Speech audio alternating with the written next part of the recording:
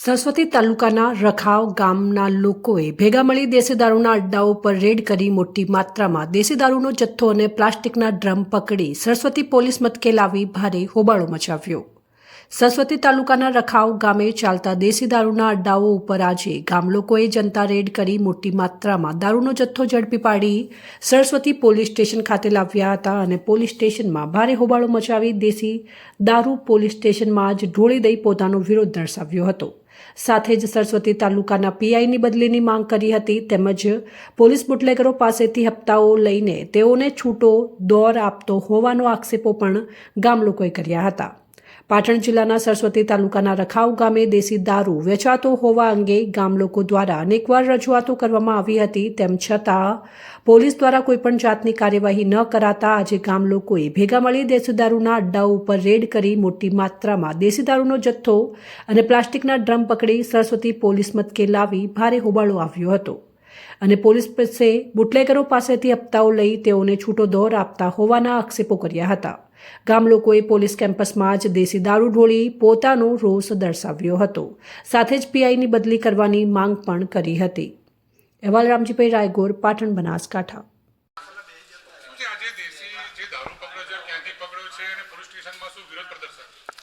જો આજથી 10-15 દિવસ પહેલાં મારી રખાવ ગામે મુલાકાત હતી। એના પહેલાં પણ રોડનું ઉદ્ઘાટન હતું।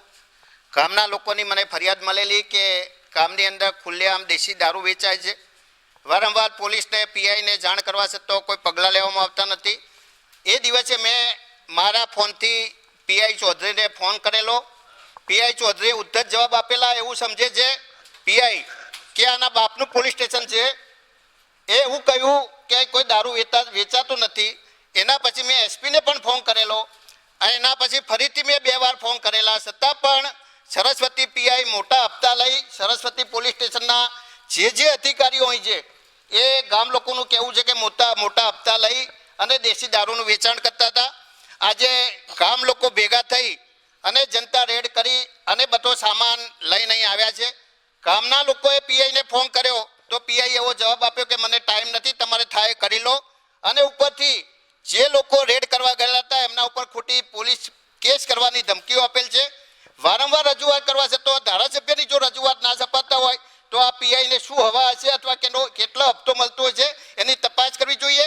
એના જે પણ જવાબદાર અધિકારી હોય એની સામે કાર્યવાહી થવી જોઈએ। સરપંચ થોનાજી હલાજી 20 વર્ષથી પણ હું સરપંચમાં છું, પણ હું જ્યારે સરપંચમાં આવ્યો હતો ત્યારે પણ આખું ગામ સાથ સહકાર મળે અને દારૂ બંધી કરાયેલી હતી। બંધ હતો, 15 વર્ષ બંધ રાખ્યો। આજે પણ એ લોકોને ક્યાંથી સપોર્ટ મળ્યો છે તે પણ દારૂ ગાળવાનું ચાલુ કર્યું છે। ગામનો કોઈ માનતા નહોતા।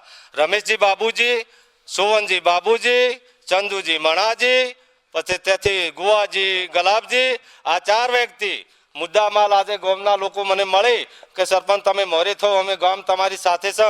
ગામમાં ઘણી બહેરીને ખાવા નથી મળતું, એમના ઘણા નાના છોકરાઓ પણ મરી જશે 2 વર્ષમાં તો ઘણું નુકસાન ગામમાં થઈ ગયું છે 2 વર્ષમાં।